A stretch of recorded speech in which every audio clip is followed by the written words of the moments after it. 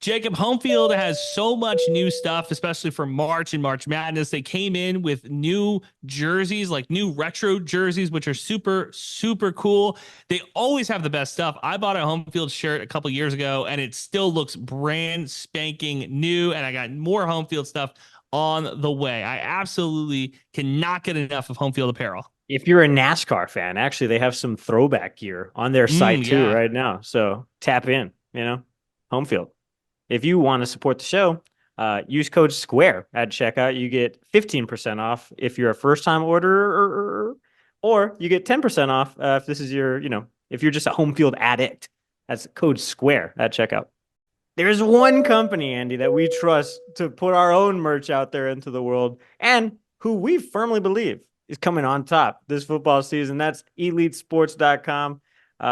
They support athletes directly. They make custom stuff for us and for them. So how could we not be on board? We got friends who have bought the crew necks. I always wear my Elite Sports Squaring Around hat. Got to support the brand.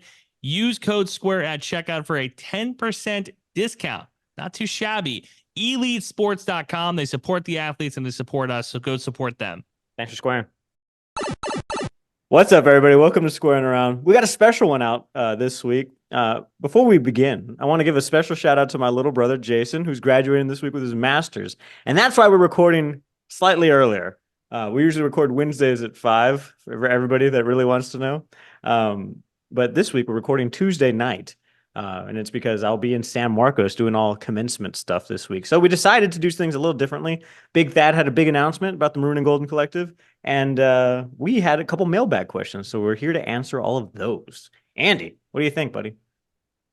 Good time. Big Thadd's the best.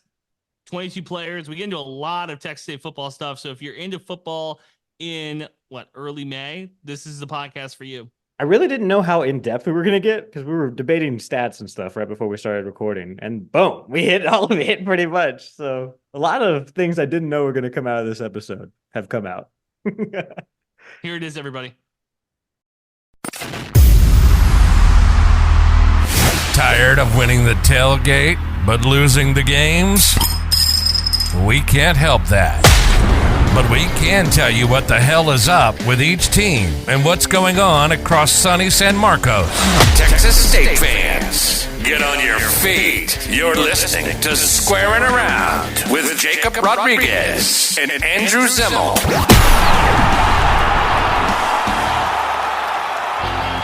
What's up, everybody? Welcome to Squaring Around. I'm Jacob Rodriguez. That's the Texas State Sports President, Andrew Zimmel. We are joined by, I think, the guest that has the most repeat appearances so far this year. Thaddeus Watkins, representing the big Maroon and Gold Collective. They had a major update this week. On Monday, you guys announced 20 more athletes are joining y'all's collective, or you guys will be supporting 20 more athletes to bring y'all's total to 22 to go with the original 2 that you guys announced. What can you tell us about, some of the behind-the-scenes stuff about all that? Man, our goal originally this year was probably to sign 4 to 6 athletes before the season. And we launched January 3rd. Subscribers, fans, donors, alumni really stepped up to the plate and allowed us to have the resources to help out 22 players. And just to touch on the players and say they are probably so grateful to have the extra support. And like some of these kids, just for example, are young men. It's like this is going to help them make their car payment, not to ask their mom and dad to make the car payment, right? This is going to help them, like 2 or 3 kids, I keep calling them kids, 2 or 3 young men are having children, right? So it's okay, diapers and formula. Some of these players are living off campus and they have to live in houses where the rent's a little more. Like rent in San Marcos for 4 bedrooms, like $900 to $1,000 a month. And so, inflation's a real deal. So the check doesn't cover a lot of things. And so we're just happy the fact that enough people stepped up, and a thank you to everyone who gave anywhere from $1 to whatever our max donation was. Just thank you for trusting us to do the right thing, put the money in these athletes' pockets, and help them kind of focus on academics and football. And so again, everybody stepped up in a major way and gave different amounts to allow us to add another 20 kids that we can support throughout the season with NIL. I think you guys tweeted this, or maybe it was somebody else, but somebody was talking about how, like, for a long time, the athletic department was like sort of like whatever as terms of like little donations, like micro donations or like donations from, not say like mega donors, but like maybe just like alums and stuff, just kind of like monthly consistent donation. But now obviously there's like a huge assortment of money that is going to these athletes from Dallas Collective. So I just thought that was cool when I saw that online. Yeah, no, I read that tweet, and again, Maroon and Golden, the collective was started before I got there. Like Justin, Alex, John, Josh, and Richard, they were kind of had this thing flowing before I got there, and they put their own money up to start it. Again, they haven't been paid back from the money we've raised to make themselves whole, so they've gone to their own pockets to start this. And that was the thought process, right? The forum has, I think, between 700 and 800 subscribers. And not everybody is subscribed to the collective, right? But the forum itself, the free platform's got, I think, 700 to 800 users, depending on active accounts versus non-active. And their thought process was, if we could get half of those people to sign up at $20 a month for private information that's not going to be posted anywhere else, that's a win. And we can sign athletes throughout the year and support them. And also, again, the whole thought process is for the fans, by the fans. We want them to feel like they're getting something extra. Not I'm just giving to give and there's nothing in it for me. That's why there's different subscription levels that have the decal, the t-shirt, the polo, autograph photos, or the playing cards. And we're working around the clock on all these things we're putting together. And we're going to have our first event in June, which will be our meet and greet with our subscribers at a specific level and our 22 players that we've signed. And so we're starting now, the fans are really going to start to see the benefit of being part of the M&G family and subscribing monthly. You're talking about like the micro donations, and I ballparked it and I thought about it a little bit. If you took the amount of money that we have pretty much been dormant on, it's like hundreds of thousands of dollars that hasn't been being used since we joined the FBS level, which is insane. And also, I want to give a big shout out because you said you were shooting for 6 and we're at 20, right? 22. 22. Absolutely incredible. You guys deserve hats off. Like that's so impressive what you guys were able to get done. Well, we don't want the credit for it. That's the fans, that's the donors, that's the alumni. Like again, Right, they have yeah. we appreciate the sure we like the idea that we signed the players, but like it's not doable, it's not possible without everybody else's support and everybody being on board and wanting to support the Bobcats. And the best part about it is like the coaches see it. And NIL is not just a player thing. Like let's get the players paid. Coaches want to know, do I have resources to attract talent and retain talent? You don't keep an Ish in town. You don't keep a Ben Bell, a Terry Webb. Like you don't keep some of these guys. You don't get a Jordan McLeod by not having some kind of resources so they know that life is comfortable when I'm playing football and I can focus on academics and sports and not have to ask mom and dad or ask somebody else, can I borrow 50, 60 bucks to put gas in my car? So again, it's a group effort with everybody who's ever given us a dollar. I'll be curious to see in the next, because I think the sample size, of course, is too small right now. But I'd like to look in like, let's say 4 years or 5 years or whatever, what that looks like for Texas State. Because if it does make recruiting that much easier, that you can retain talent and also maybe attract talent as well, then you're looking at a potential for Texas State to really make a big boom. And the conversation, I think it's a cliche at this point, the sleeping giant, the dormant giant or whatever, but there's a lot of money. I know that a lot of people have said, oh, we don't have big money donors.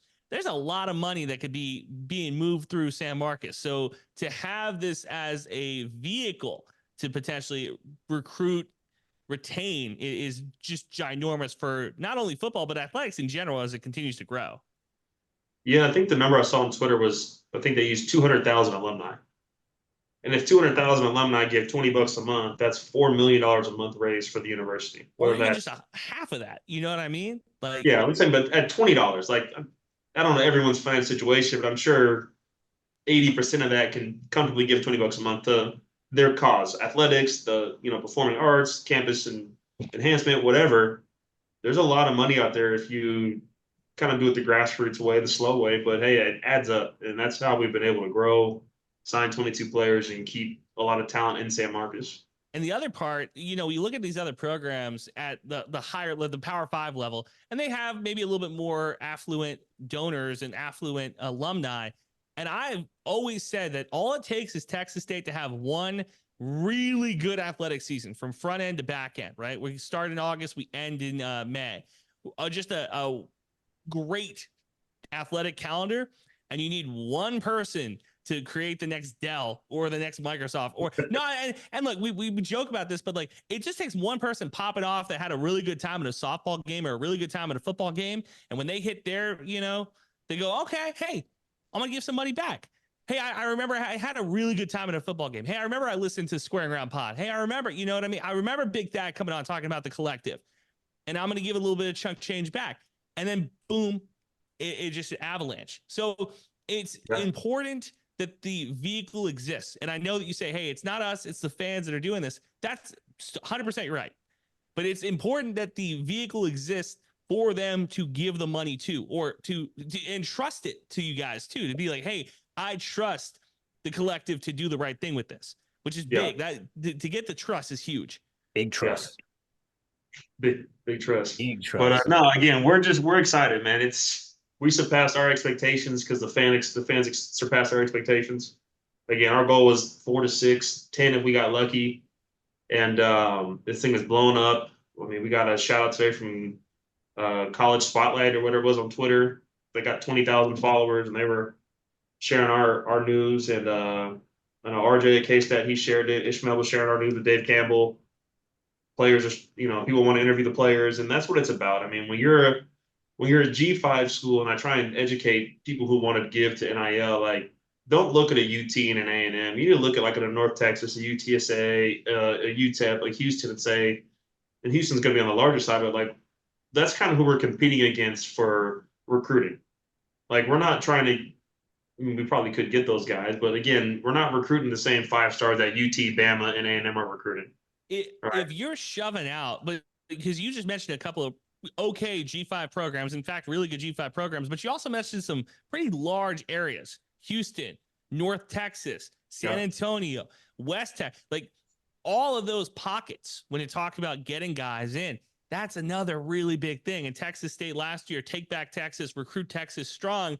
You add this level of, hey, we are going to go not only try to outwork you on the recruiting trail, we're going to outspend you in NIL, and we're going to outmuscle you on the field. All 3 of those things working together. There's something to be said too about, like, if you're in West Texas or you're in North Texas, and for so long you've had Oklahoma and Texas and like all these other schools around you having success, and then Texas State has a year that they did last year, and you're like, hey, it's time to wave the freaking maroon and gold flag around. We're ready to go, So there's a lot of people fired up around everything. I knew it was like really changing when the AD shouted you guys out I guess it was like a month and a half now or something like that. And well, I just saw this picture, which is pretty cool. We got the president a gift, baby, and this is the exclusive. I'll send that picture to y'all. That's the exclusive collective tee. That's fire. So the fact that the president's, supportive of what we're trying to do to keep our players here in town, and again, leadership starts at the top. So to have him on board with what we're doing, and he's excited, and he's not involved with us, but just involved around town and wants the best for everybody is huge.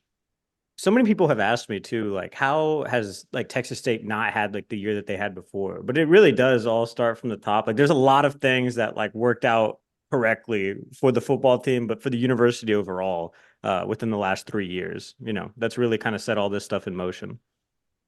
It starts at the head. It always started at the head. We knew it started at the head 5-10 years ago when it was like, hey, what's Larry Tice doing? What's Denise Trout doing? And now we finally have the correct heads of state in the right spots. And then it just trickles down. And like we talked to other Jacob, we talked to other coaches, not football coaches, other coaches in the building who are like, hey, I can tell a difference. Like, I can tell that there's like a new sense of like urgency, that there's a couple years there where it's like, hey, we go 500, whatever. Hey, we go to the second round of the playoffs, whatever, the Sun Belt playoffs, whatever. Now it's like, no, the goal is the super regionals. The goal is to win the Sun Belt titles. The goal, it's a whole new energy.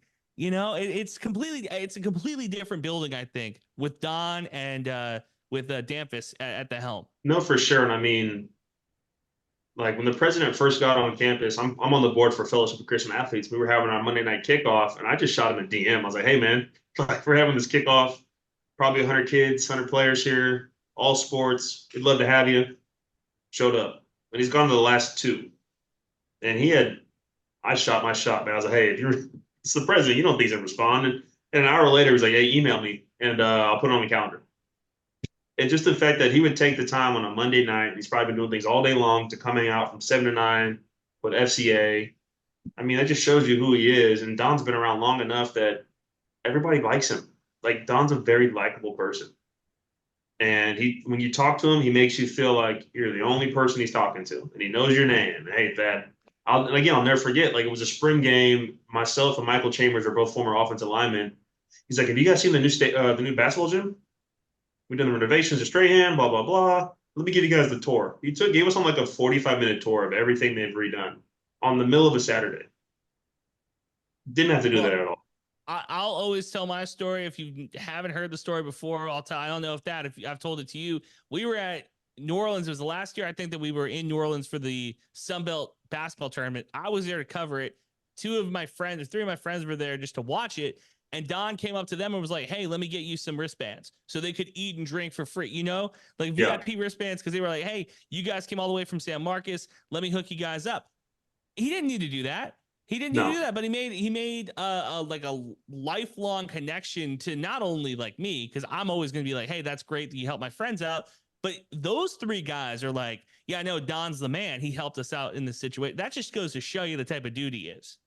But too, that goes back to I'm gonna give a few dollars a month to something. Don treated me like a person. He hooked us up with some passes. I'm grateful. I had a good time, and now I support Texas State athletics. So you have people in those positions where it's like, okay, they make everybody feel welcomed. I mean, the president's got to have the record for most selfies taken in a president's first 2-3 years. Like, he gives everybody their attention. I'll never forget at the Baylor game. I was up there in the stands with the parents and the cheerleaders and stuff, and he's taking selfies with parents in the third quarter, walking up and down every bleacher, thanking them for coming. I'm like, bro, what? Like, that's our school president? So how do you not, as an alumni or a business owner in town or a media outlet, how do you not step your game up now and say, man, if he's doing that, I need to raise my level of giving back or involvement or coverage or whatever to that level, and then rising tides lift all boats. Like, if we're all doing it, we're all doing our part, we're all giving back or volunteering or covering the media or covering the sports in the media or the school, it's just better for everybody else.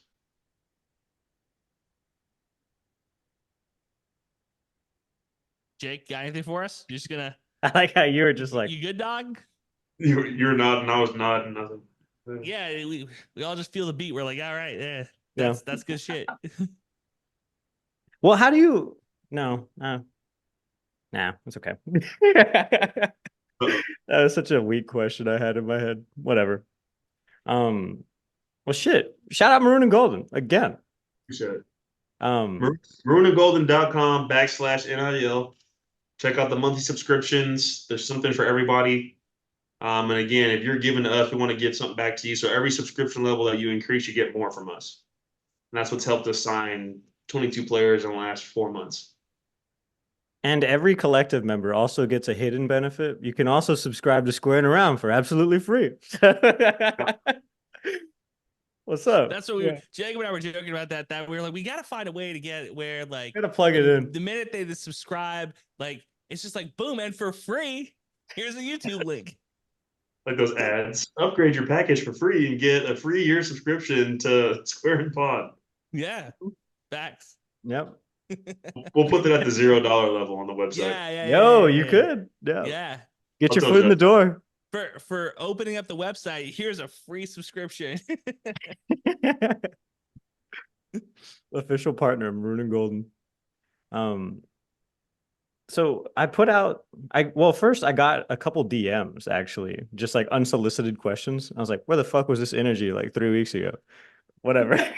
Shout out the Quattro Corners Cartel. A little late to the party, but we're here.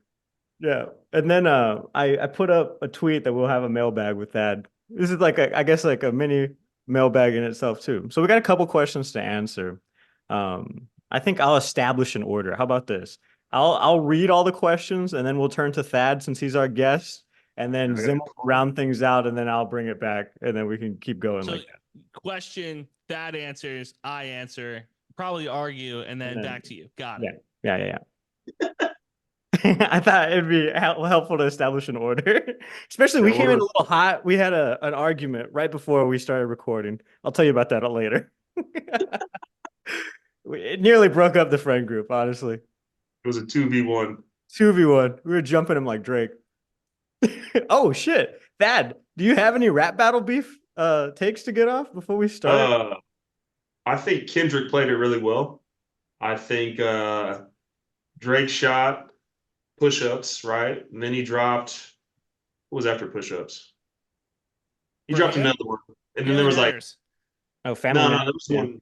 Oh, it was The Taylor-made freestyle. yeah, Taylor made freestyle. Yeah. I like that one. I'm a West Coast guy. I mean, it didn't sound exactly like Pac and Snoop, but I thought it was very creative, right? Sounded like Jada Pinkett Smith. But I thought it was creative how he did it. Like those two encouraging him, but talking. It was great artistry, right, Andrew? Yeah, fuck all that shit. What are you talking about with AI? Great artistry. No, just the idea, right? It's All from right, our right. earlier, debate. Yeah, But fine idea. Poorly I think executed. Kendrick played the long game, right? Like he waited for a while. He dropped again. Drake drops, and Family Matters it's good, right? But Kendrick drowns it out with Not Like Us on a perfect time for all the clubs to play. It's a jam. I mean, I like it. And even Drake's like, I could dance to that if it wasn't about me. He pretty much said that in the last one. And Drake isn't a battle rapper. He probably started to learn his lesson versus Pusha T. Like, I shouldn't go against those type of lyrical people. I think Kendrick won, especially the way he dropped the track. Like, it's two good ones. Drake drops a banger, but I'm going to drown that out with another one. And his next one, no one cares because you hit him with the pedo stuff. It's like, Yep. and even like listening to some of the other podcasts, like, how do you don't really address that, but you kind of address it, but addressing it makes you look bad. So, I mean, he kind of put him in a corner. And Drake's last track kind of just like, yeah, I'm over this. Like, And then you bring right. up Millie Bobby Brown, and everybody's like, "Wait, who said anything about Millie Bobby Brown?" Well, it's a line with Whitney, like Whitney and Bobby, and he's trying to. Yeah. It just Again, didn't. poorly executed. It's poorly executed, right? That's why you don't get in a battle with better people lyrically. I think Kendrick won. I think Kendrick executed his tracks at a timely Thank you, manner, Big which helped Thadd. drown out the noise. Mm-hmm. Drake to me is not a battle rapper. I mean, that's not where he comes from. That's not his angle. That's not the kind of music he makes. That's not. He's not that type of lyricist. He makes music for the general public, and everybody likes it. And I like his music. Put it that way. Kendrick is more of a lyricist. That's you like. You really got to sit down and listen to his music and like, okay, I really like the wordplay. I like the storytelling. I like where he's going with that. Like, I can't sit here and say, damn, Drake makes a great storytelling album and I love it. Like, that's not what Drake creates musically. Like, I'd rather listen Sounds to like J. another Cole artist. Sounds like another artist we've talked about. Michael Jordan or Michael Jackson's the largest artist in the world. Just get over it, Andrew. That was the debate earlier. The debate's put to rest. I'm just saying there's another artist who made albums that were complete from front end to back end. You had to sit and think about. Okay, and like Thriller isn't it. But I'm like just Off saying, the Wall isn't like we're talking about Prince and Michael collection- Jackson. Everybody, if you can't a tell, collection of hits versus a full body work. I don't know. I'm just saying. But Big Thadd, shout out to you, man. You're on the right side of history on this one. Shout out Kendrick. They not like us. Yep, that gets West it. Coast, baby. That gets it. West Coast. That gets it. Okay, let's dive into this mailbag. Starting it off with the guy. That wasn't a mailbag. That wasn't a mailbag question. No, We just went 5 minutes? nobody wants to hear our hip hop takes. Actually, Figured. I've been getting booed on my Instagram for posting all of these subsequent diss tracks. Actually, Oh yeah, but white people are annoying. That's right. Yeah, it's because all these white It's Kendrick white people fans that are will just annoying. be like, actually, there's a hidden meaning to this song, and you have to, and then it becomes like this whole like thing. Whatever. Let's skip this. Yeah. But yeah, there are a lot of white Kendrick Lamar fans that have been absolutely monstrously annoying. Anyway, this first one is pretty detailed question from Lupe Callejas. Great pod. Listen to it every episode when I'm gaming or traveling for work. I got a couple questions though. And these are all like mostly like record-based questions, so it'll probably get some back and forth going from all of us.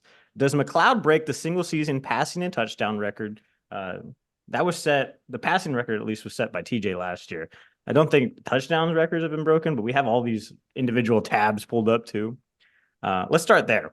Passing, we think McLeod breaks any season passing or touchdown records. Well, this you year. give us the numbers. Yeah, you're What's talking the like numbers? completions. There's a lot of passing stats. Yeah. Like a blanket of just like Yeah, total. Well, let's start first, just like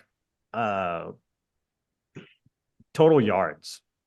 what was it, 34 or something, almost 3,500. TJ last year? It was 34-39. Does he go for more? Yeah, more or less. Well, Price picks this. I'm gonna say more. I'm gonna say more. That's More than tough. 3,400 yards. Okay. Here's my let me break it down, right? I Yeah, saw a please stat. It could be more rat poison, right? But I think we have one of the easier schedules compared to last year. that's fair. Yeah. He's got more time in the offense than TJ had. He's got a full off season. You've lost Ashton, but you've added tight ends. You've added Joey in a second year, Cole Wilson in a second year. I just think you have more time to mold it. Because talking with Coach Leftwich, it's like the benefit is there's more time with Jordan. During the season last year, you're like him and TJ trying to figure out what each other likes and how do we get to those sets and those formations and those reads.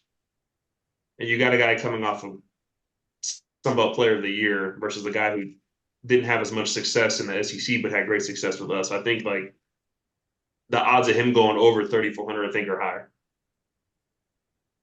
So, okay, I'm going to take that and I'm going to go similarly. I think that the schedule is easier this year than it was last year. Because of that, I think we're going to run the ball a little bit more. I will say last year, Jordan McLeod, 3,600 yards, 35 TDs in the JMU offense. So it's not out of the realm of possibility that he goes for more than 3,400 yards. I will say, though, I'm leaning towards the under just because I think that we are going to be up in a lot of games. I do think that we potentially could have two quarterback packages in a situation similar to the situation we had last year where it was a little bit of TJ and okay, now we want to do something different. I could see a situation where we're up by 2 scores, 3 scores, and we run the ball a little bit more and we, so just from that reason alone, I'm picking the under, but it wouldn't shock me if he hit the over. That's where I'm at with it. I So think you're picking both. You're saying No. I'm saying I'm picking the under, but I'm not shocked if he goes over. Yeah, no, like I'm it's messing not, with you. like let me say this. he's on the If fence he for that goes- one. He's let, both. let me say it this way. All right, so he threw for 3,600 last year. If you set it at 37, do you think he gets more than 3,700 yards? I'll probably put him between 36, 37 is my thought process. I think he's got a similar year because, again, Coach Leftwich is, I think, an offensive genius.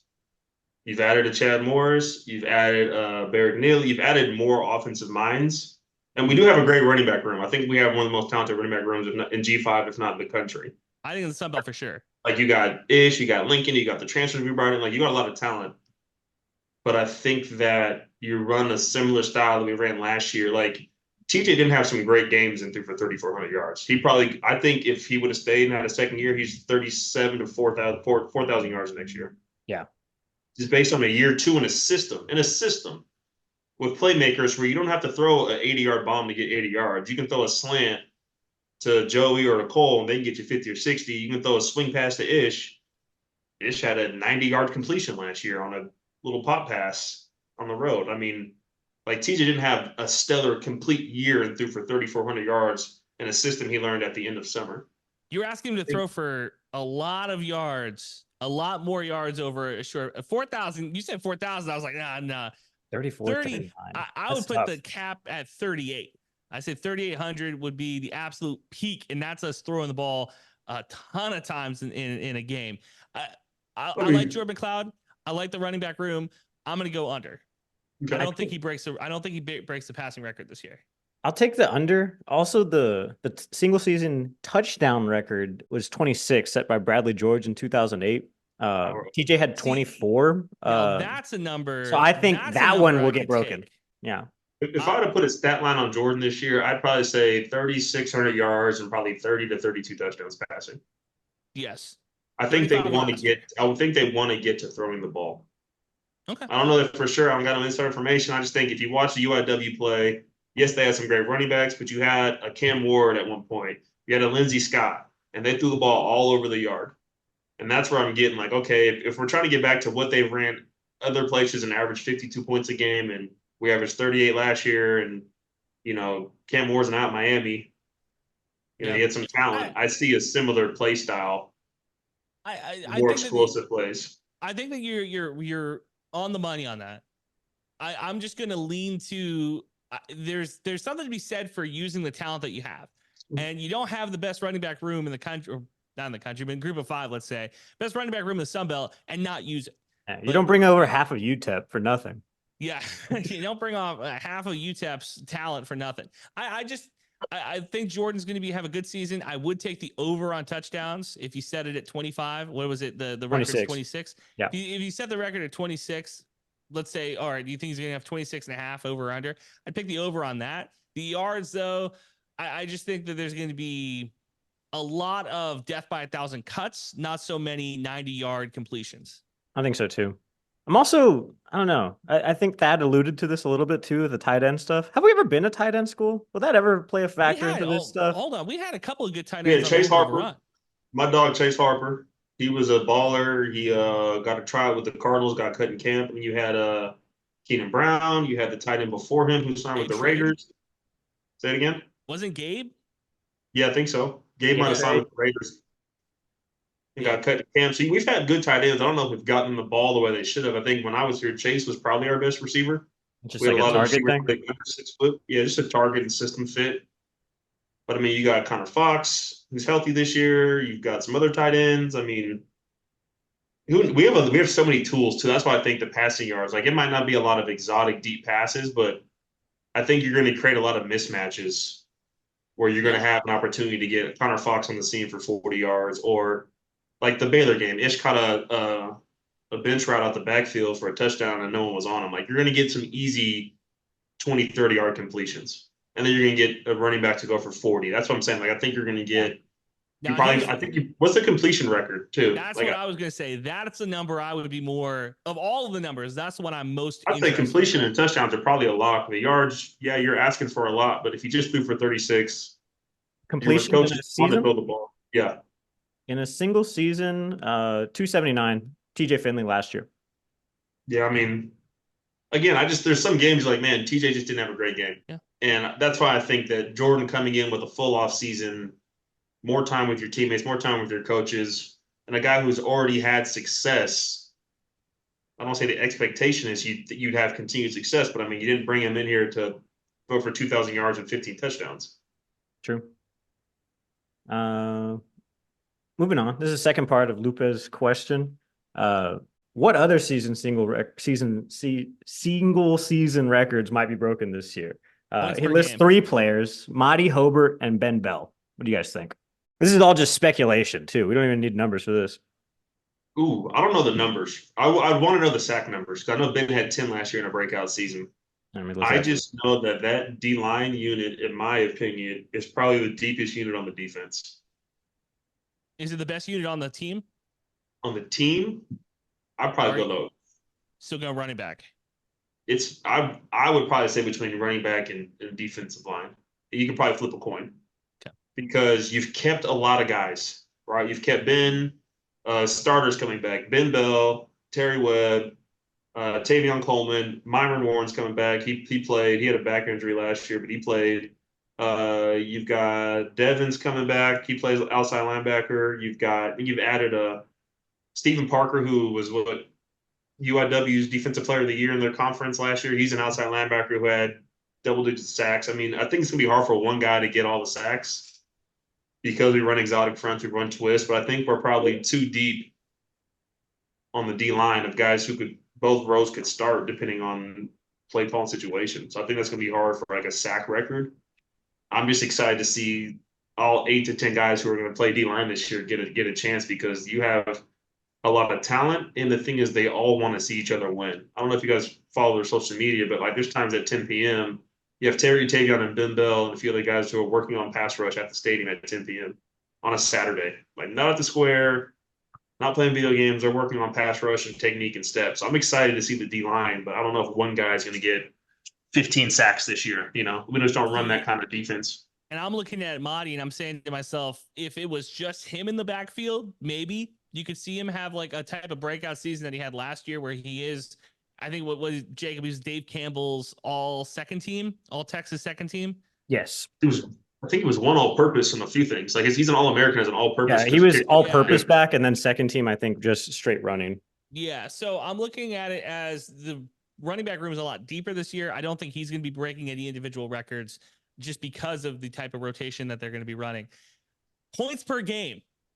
I think that is a very likely number that could be broken. I told everybody last year, I said, if you're expecting 50 points per game, you are insane. There's no way that Texas State comes in year one and has 50 points per game. In year two, I'm inclined to think it's possible. I'm inclined to think that there's a couple times where you could be running up the score on some people. I like that especially inflection you made right now. That made me happy. Especially the way that we lost some games last year where we got bullied by Coastal, where we got bullied by Louisiana. I could see a situation where Texas State says, you know what? We're the new bullies. We're going to start pushing some people around. And if that happens, then the McLeod number does get higher than 3,600. I think last year we averaged 37, 38 points per game. I think we're probably at 44 to 45 points, like another touchdown. Yeah.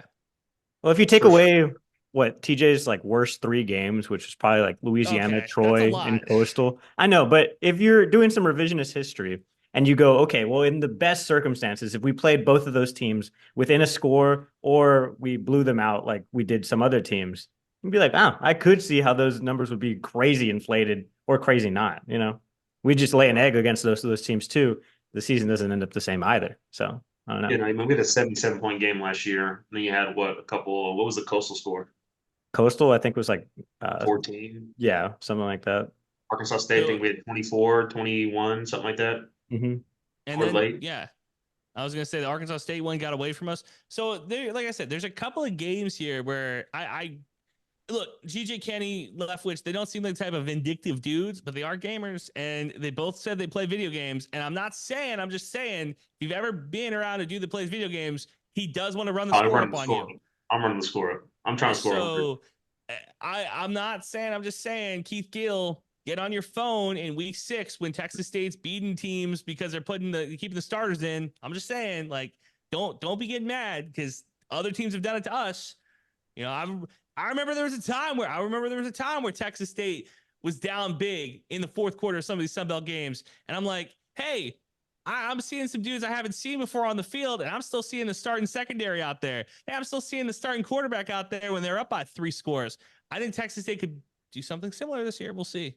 No, that ULM game, we needed all of our starters at the end to win that one. So that was embarrassing. I do have some numbers to run you guys through too. Let's start with Ben Bell. First of all, the most sacks in a season belongs to Rod Clark, set in 1982 with 12. But I think I think Ben Bell matched that last year. That was possible. 12 for 95. Didn't have 10 last year, I think. But I mean, again, I just think there's so much talent this year that they're gonna be shared. Like, it's not like you have one DN who's just coming around the corner every play and beating the tackle 1-on-1. We're running an exotic defensive front. There's a lot of slants and twists, like create favorable matchups. But health has a lot to do with that stat too, specifically because obviously those guys are getting after it every fucking play. So yeah, and Ben's a rock star when it comes to 1-on-1s. I mean, again, he could, but again, you add a Stephen Parker on the other side. Stephen Parker, how many did he have last year at UIW? Like 14 or something like that? He had a crazy number of sacks. You bring him down to me, it really comes down to those first 3 games. Because if you beat up on Lamar, let's just say hypothetically, Ben Bell has, let's say, 3 sacks against Lamar, 2 sacks against UTSA, Arizona State, I don't know, that's a Power 5 team, and then Sam Houston, maybe he has another 2. So we're looking at 7 in the first 4. And at that point, you're like, okay, yeah, no, I think he could get that. I think that he could, because then, a game against Old Dominion, stay healthy. Yeah. Again, the number I'm more interested, if you listed all these, the number I'm most interested is completion percentage, completions, touchdowns for McLeod. And then we can get to defensive stats, because I think those could be, Ben Bell's sack number could get to that point. Those would be the 4, and then points per game. If you said to me the 5 most important stats or the 5 stats I think could balance out, those would be my 5. I'm also inclined to believe it won't be the Joey Hobart show. Last year he was our savior on so many games. This year there's a lot of talent to be spread out too, like you guys were saying, and maybe we will become a tight end heavy school. But I don't know. They also have film on Joey. Yeah, I think last year there's some dudes. Look, I'm not saying every coach does this, but I do think there's some coaches and some GAs whose job is it to break down some film. And, I think Joey might have slipped through the cracks on some teams. Also, You don't have a lot of film on him. He had film on Ashton, anyways, from being here. Again, a whole new coaching staff. At least you can see what he can do at that level. Yeah. Also for Ish on the rushing stats, 1,300 yards last year, 10 touchdowns. His longest was 65. He's averaging 102 a game. That's fucking ridiculous. So I just wanted to say that, dude. I mean, I don't like. I know it's gonna be like I don't know for sure, but you'd imagine running back by committee to keep him healthy. I mean, he played that year with a broken thumb at one point, so it's like whole wrist. Well, yeah, and the other part is that Texas State's goal is not to like. I think in years past, if we're a 2-win team or a 4-win team, yeah, we're trying to get dudes numbers. But this is not a team that's trying to get dudes numbers. This is a team that's trying to win the Sun Belt. So the number one way to win the Sun Belt is make sure everybody's healthy. Yeah. So again, that's why I think that's why I think the defensive line is gonna be a lot of rotation, running back by committee. But again, Ish's breakaway speed to get him a crease and he's out of there. So it's not like he can't get you a 60-yard run, a 50-yard run, and rack up 100 yards on like 10 carries. You're like, okay, well, he didn't have 40 carries to get there. Alrighty. Last question from our boy Lupe. Not really a question. Did y'all know Brady McBride is on the loading screen for college football revamped? That's pretty fun. I didn't even know about college football revamped. Thad, did you? No, I just saw the thing y'all sent me. It's got a Marcel Barbie on there too. Shout out Barbie. He plays for the Arena League, I think, in Oakland, the Oakland Panthers. I saw that. So he's still playing? It's either Oakland or San Jose. I took a really fire picture of Marcel. That was it. That's the whole story. That's one time I took a picture of him and he was really badass. Did you see Brady shouting out Cole Wilson wearing number 2? Oh yeah, I did. Yeah. I thought that was cool. I'm happy that my guy is still supporting Texas State from afar. I think this one has Thadd written all over it. This is from @ComplyDM or Devin on X. With everything we lost, do you guys think we've improved our defense enough to compete for an SBC championship? Or are we giving up 1 million points again this year? One, I don't take the slander. Not on board with the slander. Two, the model is rush and cover. You got to rush the passer and you got to, create turnovers. I don't think we did a great job last year creating turnovers, but again, I like to look at, you go back to UIW, right? The way they lose to Sac State, like 52-51 or some crazy number in the playoffs, like they gave up a lot of points early. And so when you're a new team with a new fit and you're running exotic stunts, and you don't get there, guys are having to cover for longer in the secondary. I think I'm excited to see Caleb Culp again, kind of year 4 in the defense as the defensive leader back there. I'm excited to get Torrey Spears back. Big year from Chris coming. We added Justin Harris from Cincinnati. You got AJ Edwards another year in the system. I think again, there's so much to be excited about because we've kept damn near everybody in town. So everything we've lost, you lose the DC, but you bring in Coach Dex, who was on the system last year, played pro, understands what they're doing, maybe tweaks a few things here and there. So again, it's just we've kept almost everybody in town who we could keep. Like the only starter we lost that went to another school was Dan Foster with the Louisville, that linebacker. So you didn't have starters transfer and go somewhere else besides Dan on the defensive side. So again, I'm excited to see guys in the second year of a system. Andrew, it's your turn to answer the mailbag question. Oh, that's what he was talking about? Oh, okay. I was like, what is he talking about? You guys lost in translation. I did. He's between yawns. It's been a long day. Yeah, he's been tweeting out his hip hop takes online with the rest of the Kendrick Lamar community. Do you think the defense is good enough still, Andrew? No, the only thing I was going to add is that when you're running an offense like we do, where we're up and down the field so quick, if you're going to give up points because the defense is going to be on the field, like you're giving the other team a lot of chances to score points. This year, like I said, I think it's going to be more of a depth from 1,000 cuts. I think the defense is fine. I'm not concerned. Also, giving up 1 million points. Look, man. 1 million? 1 million? 1 million? I kind of agree with that. I was like a little disrespectful, but I probably am the one that put that out there in week 4. Well, it was the ones. It was the ones that we shouldn't have lost that hurt the most. Arkansas State, Coast. Yeah, they had 4 rushes for 50-yard touchdowns. I'm like, you lose a game on the road, yeah, but again, it's how you lose on the road. It's how you lose.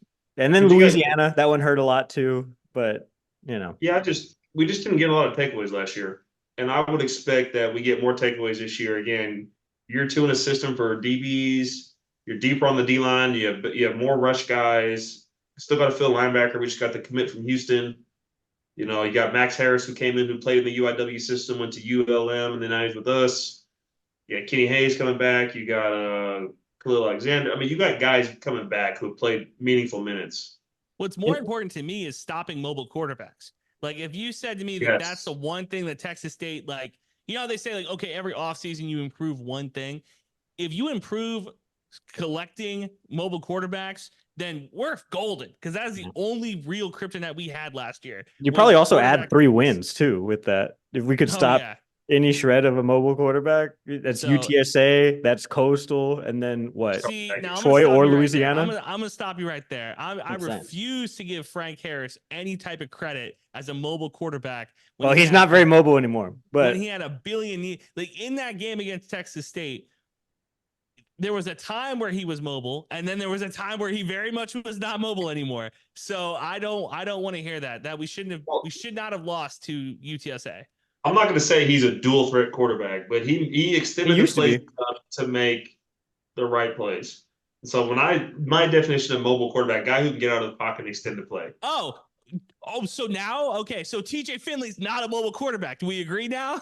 No, he extended the. I just said dual threat and mobile. Get out of the pocket and extend it. That dude.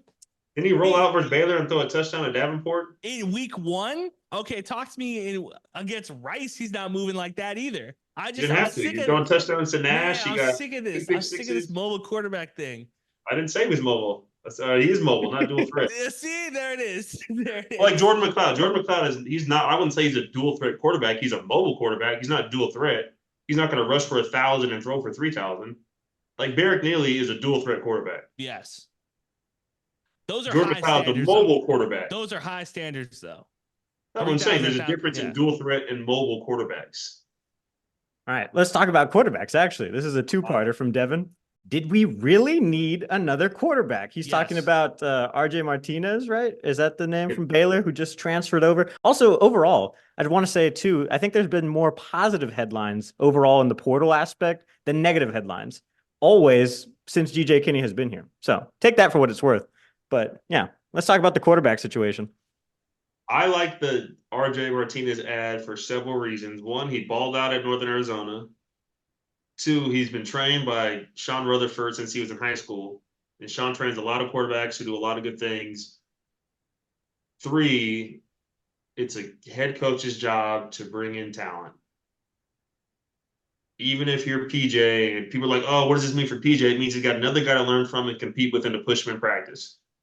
There's no you're QB2 and you're QB3. RJ could lose the QB2 spot to PJ. PJ could lose 2BQ to RJ. They still got to go to camp. They both could be Jordan. Or they both could be Jordan, right? Again, I'm not. Yeah. I mean, again, I don't think you bring in Sun Belt Player of the Year to not start. But hey, you play bad, you don't play. But hey, it's not the coach's job to be giving jobs away. Coach's job is to put the best team on the field. And if RJ is the best quarterback, I'm excited. I think it's I know because he's a baller. I think he's a baller. I thought that he would have had a competing spot at Baylor just from his skill set and with the kind of offense they're going to run. I think he kind of meets what Spav was trying to do down here with like Brady but I'm just excited to have one good young man. You know, Sean's told me about his character and how he prepares and all that kind of stuff, a good teammate, and just another guy in the room who can bring another perspective who kind of fills that gap from I've had no college playing experience. Because, again, if Jordan gets hurt, PJ hasn't played in a college game, like a full game. Mm-hmm. You know, what does that look like for a team who can compete for a Sun Belt title? No, maybe RJ might be QB2, or maybe he's enough to push PJ to be, hey, it's stamped 2BQ or 1. But I never have a problem with a coach bringing in talent for guys to compete. What's happened is the portal's just opened Pandora's box for guys to say, I don't want to compete. I want to guarantee. And it's like, that's just not how football works. Like, it's just – unless you're just like the guy. Archie Manning's sitting on the bench somewhere. Like, what are we talking about? Like, guys need to compete for starting jobs. Let me tell you, everybody's going to be doing this shit on the other side of this once the NCAA game comes out. And I don't want to hear anybody about why you have 3 stars sitting on the bench right now. Yeah, dog. 2 things. 1, GJ told us. He gave us the blueprint. He said, I like quarterbacks. I would rather have one more quarterback on the roster than an extra offensive lineman or an extra cornerback or whatever. Like he wants his quarterbacks. I get that. The minute somebody goes down and we have a depth problem, this conversation will bring its ugly head back up and go like, why we got 4 quarterbacks when we need another extra offensive lineman?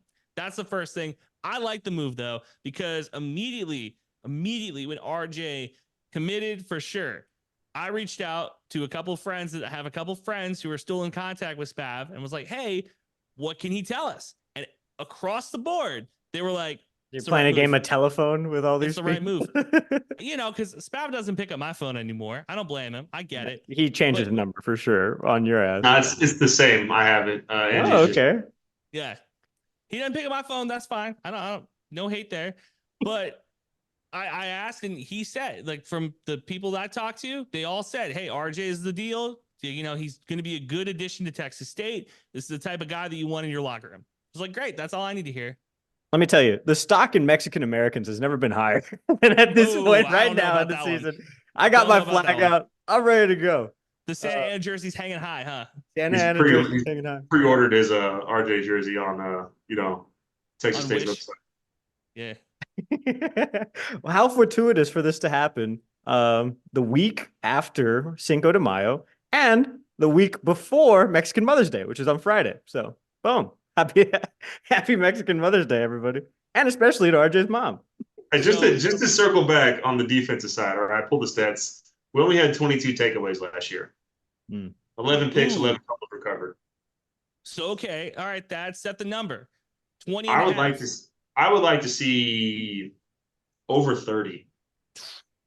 That's like 3 a game. That's I would a like lot to of see takeaways. Here's my thought process. If we can rush and cover the way I think we can going into this year, you get a couple strip sacks. Those are easy pickings. You get a couple of pressures and bad throws, and the corners are where they're supposed to be, which they look like they were in camp this year in spring ball. I'd like to see over 30. What was the number again? Takeaways are great. I don't think we're getting 30. We had 11 picks last year and recovered 11 fumbles. We forced 19 fumbles last year, only recovered 11 of them. So you created 30 turnovers. You shouldn't get them all, but you don't get every fumble. But I would like to see us create more picks. Okay, I wanted to dissect that number a little bit. I was like, well, where's he? Brian Holloway had 4 picks. 2 of them came in the ball game. That's what I'm talking about. Caleb Holden had 3. Torrey had 1. Sean Holden had 2. Bobby Crosby had 1. Like, Caleb Culp has a nose for the ball. Like, he recovered 4 fumbles last year. I'm naming my first son Brian Holloway Rodriguez, by the way, everybody.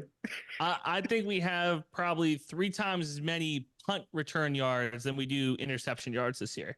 I think we force a bunch of punts. The turnover battle, I'd love to get 30 turnovers. I don't know if we're getting 30 turnovers. I mean, we had a lot of pass breakups, too. Like, Josh Eaton had 8 pass breakups, no picks, right? Nose for the ball. Caleb Culp, 5 pass breakups, no picks. 4 fumbles recovered. Stone hands. Got a touchdown, forced a fumble. Gotta hit the judge machine. Gotta hit the Vaseline. But again, I would like to see that be like a 30. Like, you want to talk about having an easier schedule, trying to dominate some teams and run the score up. You got to get takeaways. Yeah. Like I would love to see the takeaway number increase this year. Let me hit you guys with some of our parody accounts. This is a parody around corner. First one from not the athletic director's social media account, but this is from Don with an extra N, Coriel. I need a Squarin Around cap to rep at the games next season. Hey, hit up elitesports.com, baby. And the brand that we shout out all the time. Every damn show. Thanks for watching, Don. And parody GJ Kinney, which is now parody TXST FBHC. Identity crisis going on. Who is parody GJ Kinney? I don't know. I don't want to speculate. We actually know the ID of Durag Trouty. We're gonna keep that anonymous. This is a pro. Damn, I don't even know that. And hey, shout out Durag Trout because he sent me the GJ Kinney dancing video, the little Yachty one. He sent that to me, and he's like, "Oh, I can't send it to you. I'll text it to you." He's like, "What's your number?" So I give him my number. He texts me like, "Yo, it's Durag." It's sent the video. Yo, it's Durag. He's on my phone as Durag Trout. So shout out Durag Trout for that. The coaches were using it. It's a good time, right? So it is funny. That was a great video. Ooh, what did I do right there? I think he runs a great account. We'll keep your anonymous. We'll keep your anonymity. Pro doxing podcast, Squaring Around. Pro doxing podcast. No, I like using that Windows like error sound every time something like that happens. So I'll chop that up. It'll be in this show a lot, I think. This one's from Creme Brulee, aka Brandon. Thoughts about G5 breaking away, relegated to having their own playoff? I feel like all signs are pointing towards the Big Ten and the SEC breaking away in the next 5 years or so. Speculation. Everybody, we'll start with Big Thadd. What do you think, buddy?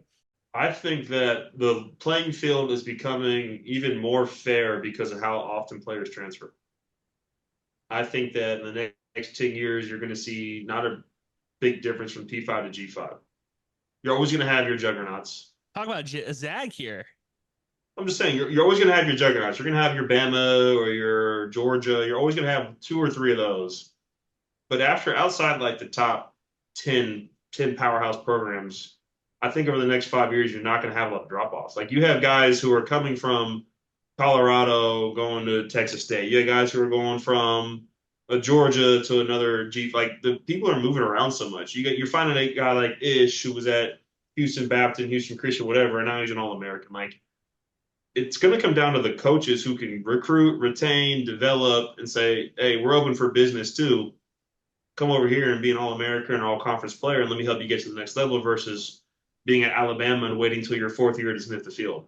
Let's get spicy, Thad. The gap between Vandy and us is smaller than the gap between Vandy and Alabama. True or false? Oh, for sure. We'd be the Vandy.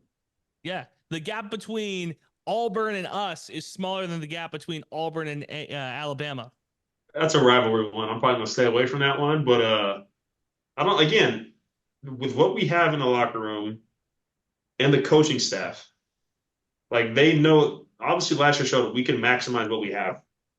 And you're giving the coaches, and again, the fact that with NIL, we've been able to keep 95% of the team together. That's what's going to make a G5 program. That's why like, you looked at the James Madison, so okay, well, they've kind of kept the same pieces for a while, and they've had success.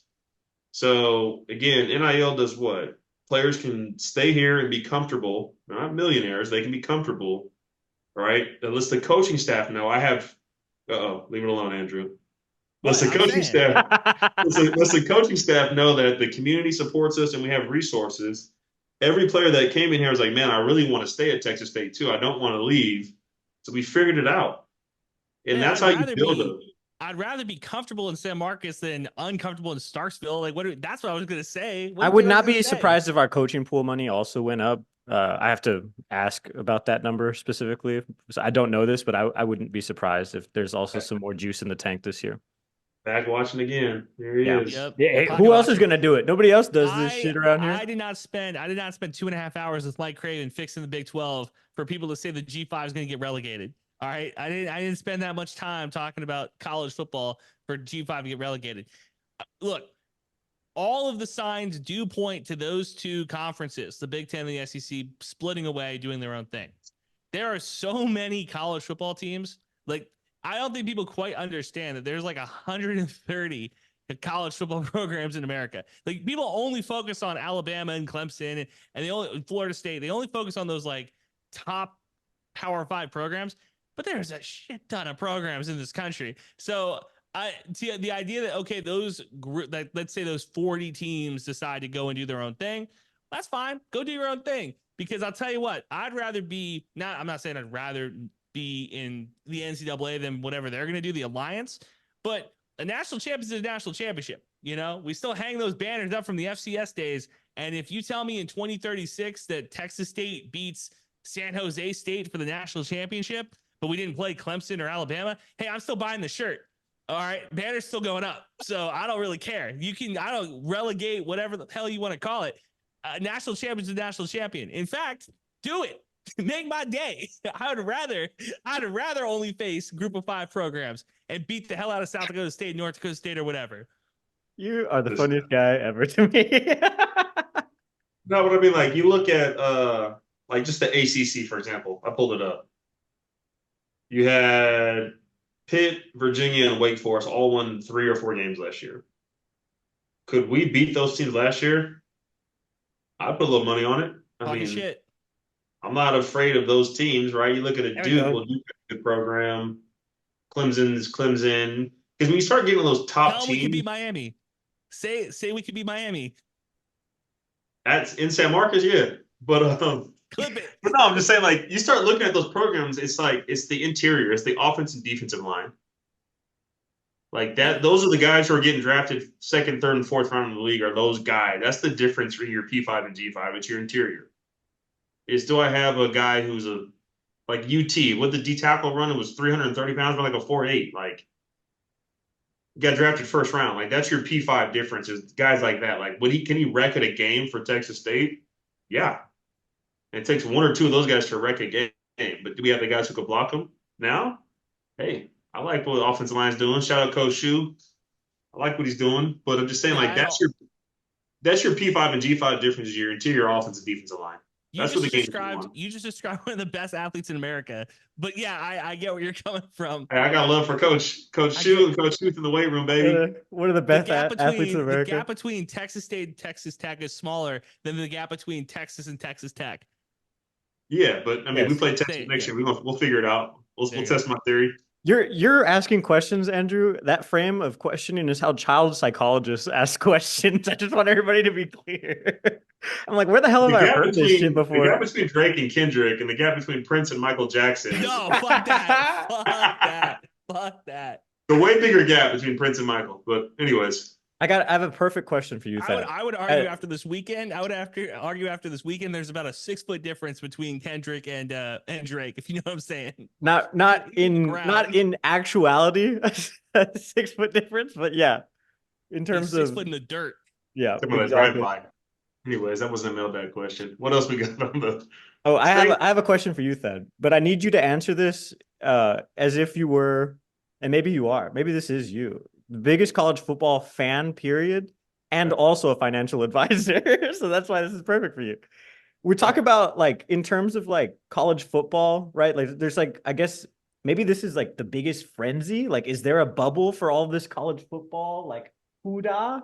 Or is this kind of like similar to like the Bitcoin bubble? Like, do you think there's ever going to be a point where it's not like this? Let me get my pedestal out and just stand on my soapbox for a minute. I think at some point the NCAA has to pay the players directly. If you want to talk about fair playing field, because again, what happens is NILs, collectives, we have to raise money either through brand deals like Victory Shard's done here in town or through what we're doing, subscriptions and donations. And so you look at an A&M's NIL or Texas Ag or that's how they're called. We got millions of dollars to sign players. I'm like, well, that's not a fair playing field if you don't have millions of dollars to sign players. And so I think at some point, does the current structure change? I think you have to, because again, NCAA makes what, 20 million a year, 30 million a year, something crazy number. And they don't do anything besides the TV rights and the conference regulations and rules, and the players are the product. So how do you not pay the product at some point? And that's why I think the structure might change. I don't think this frenzy ever stops because people want to win. All right, so I want to add something in here. SEC last year brought in $853 million. So are you? Yeah. So I'm saying like GDP of Croatia.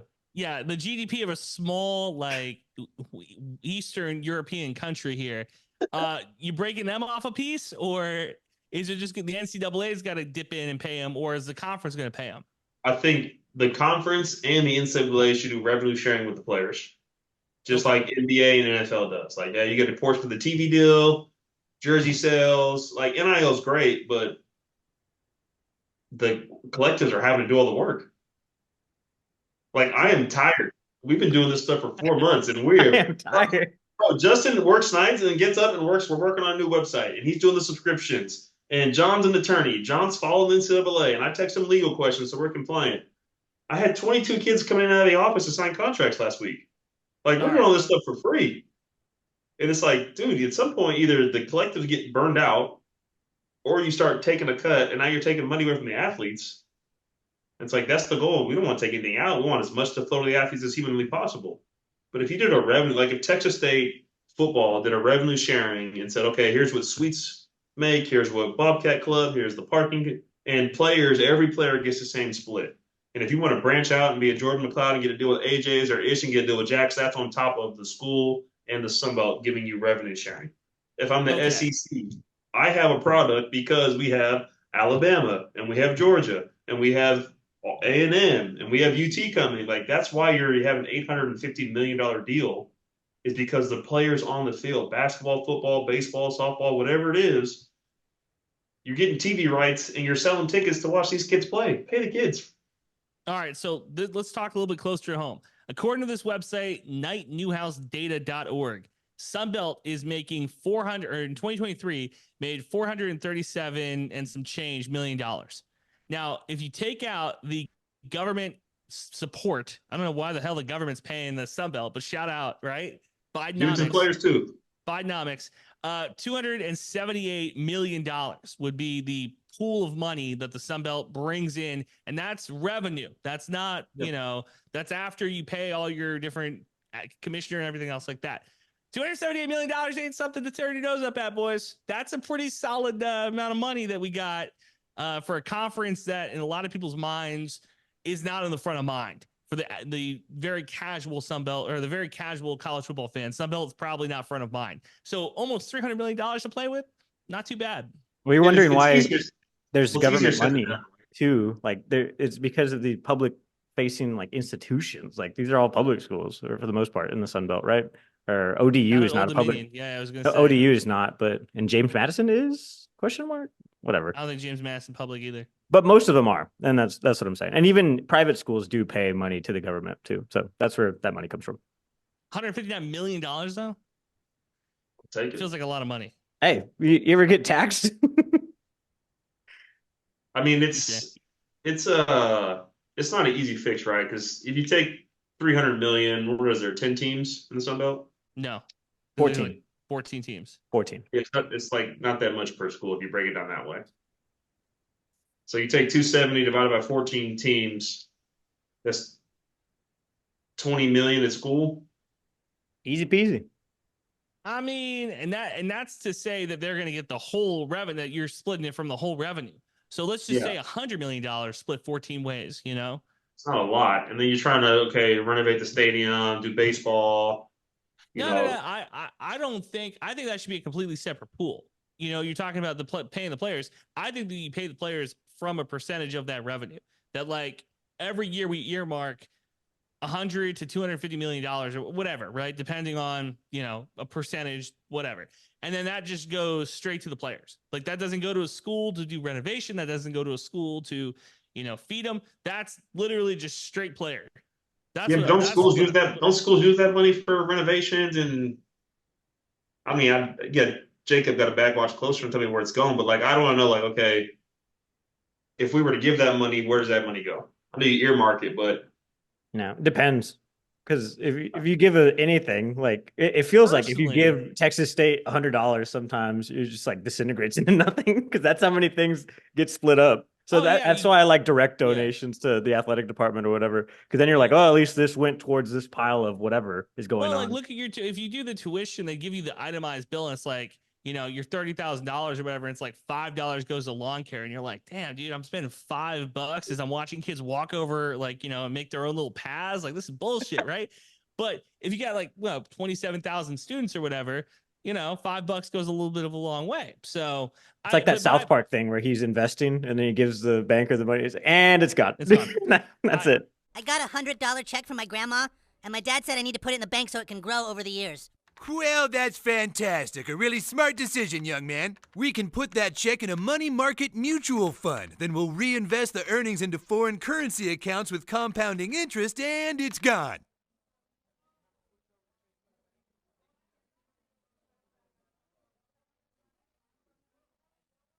What? It's gone. It's all gone. What's all gone? The money in your account. It didn't do too well. It's gone. What do you mean? I have $100. Not anymore, you don't. Poof. I'm looking at it as, because I agree with you, Thad, that the conferences and the NCAA should be playing the players. I think that you just say, F all that, we're giving you money to renovate your stadiums. This money's going to the student athletes. And then from there, you figure it out. You got financial advisors. You figure out how to renovate your stadiums, but this money's going to the players. And now the conference doesn't have to worry about stuff. NCAA doesn't have to worry about stuff. That's where my head would be at with it. No, for sure. I mean, again, the players are the product. don't get it twisted. People are tuning in every Saturday to watch their school and the players. That's why you have a Heisman. That's why you have all these awards every year for the best of the best. And that's why the NFL draft exists and the NBA draft. It's like when Mason Harrell and that crew was here, you were going like, I want to watch Mason play. I got to watch him. Right? Last year, I got to see Ish play. He touches the ball, he's electrifying. And so you're going to a game and you start getting ties to specific players. You just need to pay the players from – that's where the money's made. Like if every player just stopped playing college sports, there is no NCAA making billions of dollars a year. Sunbelt doesn't make 300 whatever million a year with no players. They're the product. I mean, they're the real employee. And so that's my thought process on it. But no, just to circle back to the question, it'll change at some point. It's going to have to. I mean, it's the wild, wild west still. You want to talk about tampering? I mean, I'm not saying people were trying to call Texas State players, but I'm saying people were trying to call Texas State players. And they're not in the portal. And so it's a funky system. It hurts the G5 schools because, again, you're having to raise your own funds and you're asking the same folks who are already given. If you're a smaller school, and that's why we did the monthly subscription way to get everybody involved. Again, maroongolden.com/NIL, subscribe at any level. But it's just you're making it harder and there's less rules and regulations. So I think it changes at some point. I got one more mailbag question. This one's a fun one to end on. What's the stupidest thing you all have done on the river? I mentioned last year, I think I lost a Columbia shirt, very nice Columbia fishing shirt. I lost a speaker. I lost my dignity. I lost a lot of things. Oh, a pair of Chacos on the river. Keys? My keys. I've lost my truck keys. That's probably the dumbest thing I've ever done. I had to get it towed back to San Marcos and then get a new set of keys cut. I just told my dad about that like 2 years ago that even happened. So shout out, Dad. But no, I embarrassed myself. I was before she was my wife. Ashley and I, my wife, we were just it was just like the dating phase, and we went floating. And I don't do like drinking in the sun. That's not my best sport. And so we're on this float and trying to impress her. We weren't even boyfriend girlfriend yet, and her tube was like kind of flat, and my tube was fully full. And I'm like 310 pounds at this point. So I switched her tube, trying to be polite, and like by the time we were done, I was so intoxicated from the sun and drinking, like I was just embarrassed myself. No. And I was like, she's never gonna go another date with me. And then I was persistent, and now we're married with 2 kids. But like I've only floated like 5 or 6 times, and I embarrassed myself. I'm like, damn, I completely blew it with her. Shit. So that was probably the most, and that was the last time I ever floated. I was like, I'm not doing that again. Zim? I don't have embarrassing stories like that. I don't know what to tell y'all. This is because Dimmel doesn't go floating. That's I the stay reason. locked in. That's He doesn't go floating. He doesn't go outside. He doesn't like live music. This guy's the biggest curmudgeon ever. And then you're like, how does Zimmel know all this shit about sports? That's what he's doing. He's not floating. He's not drinking. He's not interacting with women for sure. What's going on? It's haram, bro. I don't know what to tell you. It's haram.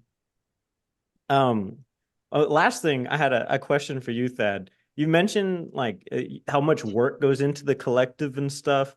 Let's say people want to, like that are already members of the collective or maybe not members, but they want to get involved, volunteer or whatever, share their time with you guys. Is there a way that they can do that too?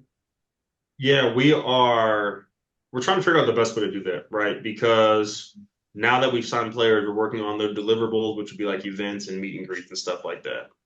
And so we're trying to be strategic and say, okay, who can create graphics? And again, this is you volunteering time. These are unpaid positions, right? Who can create graphics? Who could maybe help us plan an event? At some point, we need to get a CPA on the board just because what we're working on now for the student athletes is some financial literacy. Like I would go in and talk investing and planning. We're going to get somebody from a bank to come in and talk about bank accounts and savings and checking accounts. We want to get a CPA to come in and explain to them their taxes because they are 1099 employees for the collectives, either ours or Victory Star. So again, we just want to make sure that the players have the financial resources now that they are being compensated, that they understand like, okay, I got to pay tax on this stuff. I should save. Maybe I should invest some of this money if I have more, if I have enough, or I have some other deals that are paying me well from outside of M&G. But no, we're trying to find the best way to bring in help so we can kind of take some of the stuff off our plate, just because these last 4 months have been pretty intense to kind of get things up and running, get players signed, raise money, working on a new website, social media. It's a lot of things going on. The cool thing though, I was talking with Chris Coots, and if we do go the route of creating content, because like we don't create content for businesses. It's not something we do. It's not something we plan on doing, but people have asked for it. And so if we do go that route, like we would want to hire the students who create the content currently for athletics. Like they do a great job of creating content for baseball and football and basketball. And agree or disagree again, Andrew. I think they do a good job. I think they've made some good content. I think it'd be cool to let them work on their portfolios as they get in the real world. It's like, hey, I worked for the school, I worked for the collective. Here's some of the stuff I've done. And again, if we're going to have to hire people for small 1099 work, I'd rather keep it in the family with Texas State and hire an alumni or, $20 an hour on the 1099 for someone to shoot content for us and stuff like that. So long answer to make it short. Yes, there are ways to get involved. We just don't know what exactly we need at the moment. And so we'll post that on the forum or social media like, hey, looking for someone to volunteer time to help us plan the event. Or looking for someone to volunteer time to come talk about taxes with the athletes if you're an account. And we prefer all Texas State. Again, the whole thought process is like for the fans, by the fans. But I want it always to be in the family of Texas State. So that's the best way. Just stay plugged in on the forum. Stay plugged in on the forum. $20 a month gets you access to the forum. And again, that forum part, like those guys found out who we were signing before the public did. And like, again, one of the deliverables is an M&G interview. So at some point, we're going to ask the forum, hey, I'm going to interview Terry Webb and Tavian Coleman this week. What do you guys want to know about Terry and Tavian? Like, is it why they picked Texas State, what food they like, a workout play? Like, you give me what you want to know about them. So like an AMA. Yeah. And so you guys ask the questions, we'll get the answer. Maybe it's a video, maybe it's just we're posting the questionnaires in there depending on time. But that's where all the content, that's what you're getting for $20 a month. You're getting the inside scoop on things you're not going to find anywhere else. And that'll all be posted in that private forum in there. And it's growing. I mean, just off the post we had yesterday, I think we grew 10 to 15 subscribers. So the community in there, they're passionate. Wow. And so we're excited. We're proud of the work we've done. Again, we can't accomplish that without the help of everybody who's, again, giving us $1 and, like you guys said, trusted us to do the right things with that money. I think we've done a great job so far. Still raising money. We want to sign more players. The goal is to get every player signed and get every player something. I don't care if you're the third string long snapper or you are the walk-on left tackle. I mean, if you're helping the team be successful, it takes everybody.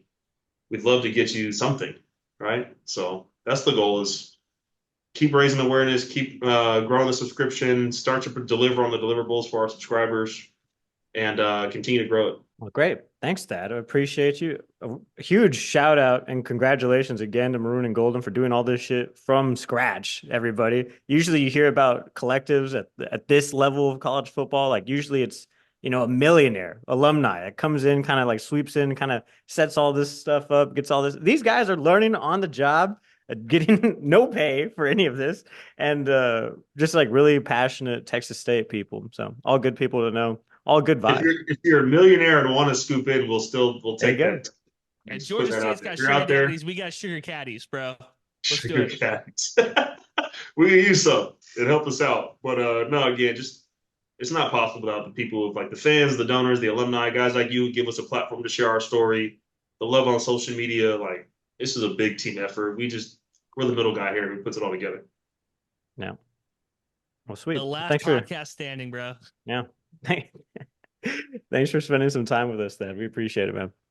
Oh, absolutely. Andy, always great to talk to Big Thadd. Huge announcement from Maroon and Golden. As I mentioned, I mean, the way that they're growing is insane. Because I think when you start off, right, you're like, we'll have a good year one, and then whatever, half the team has an NIL deal at this point with the Maroon and Golden Collective. Pretty cool. I wouldn't go that far, but yeah, they got a lot of dudes on. Well, you got how much is a roster? Like 53 or 50, 60 or whatever? Like 55 guys. Plus the practice team. And everything else like that. Yeah. Okay. Well, like a third, maybe. 22 dudes is nothing to put your nose up at. We'll start there. I think they did a great job. They've kept a lot of dudes in-house that need to be in-house. We always talk about the number one thing is culture. Number two is recruitment. Number three would be recommitment. To get these guys to recommit to Texas State's huge. I think it's just another reason to stay, right? You look at, of course, Texas State, I think, is one of the best universities in the country. A biased opinion as a proud Texas State alum. But that place has given me a lot, and that's why I'm so loyal to it. But there were a lot of reasons for me to stay there, right? I became the editor-in-chief. I had a lot of opportunities presented to me there. And these guys, want a little cheddar, get them to stick around, because there are other universities that would poach them away for their football talents on and off the field. Yeah, 100%. Yeah, no, just giving these guys another reason to stay. And why wouldn't you just let alumni or like people who are really dedicated to this stuff run it? It just makes sense to me. Yeah, you know what? I'm happy that Maroon and Gold are doing what they're doing. I do wish Victory Star would do a little bit more. I think that we're doing everything the right way. Maroon and Golden is really hitting the ground running, but there are different things that we need to keep doing better. We got to keep trying to get better every single day at this stuff. And, shout out to Josh and Big Thadd and the entire group over there just doing their thing, but there is still room to grow for sure. Yeah, room to grow. I mean, different things do different things differently, right? If the school was running an NIL collective, it would be a lot different than like an outside kind of third party group of alums doing things differently, the same way that we're doing our podcast differently than other people have done their podcast differently, So, different strokes for different folks. Thanks for squaring around. If you want to be on the next time's mailbag, hit us up at Squarin Pod. We got all our shit there. You can even leave a voice message for us at 1-800-HOTLINE-SQUARE. We can answer your stuff live. You know what I'm saying? We'll answer it on the pod for sure. We'll answer it on the pod. We'll throw it in the mailbag. Quattro Corners Cartel. Stand up. We don't need no badges. I don't have to show you any stinking badges. Better not come any closer. Thanks for listening. New episodes out every Thursday. Follow the boys on Twitter. Eat 'em up. Eat 'em up.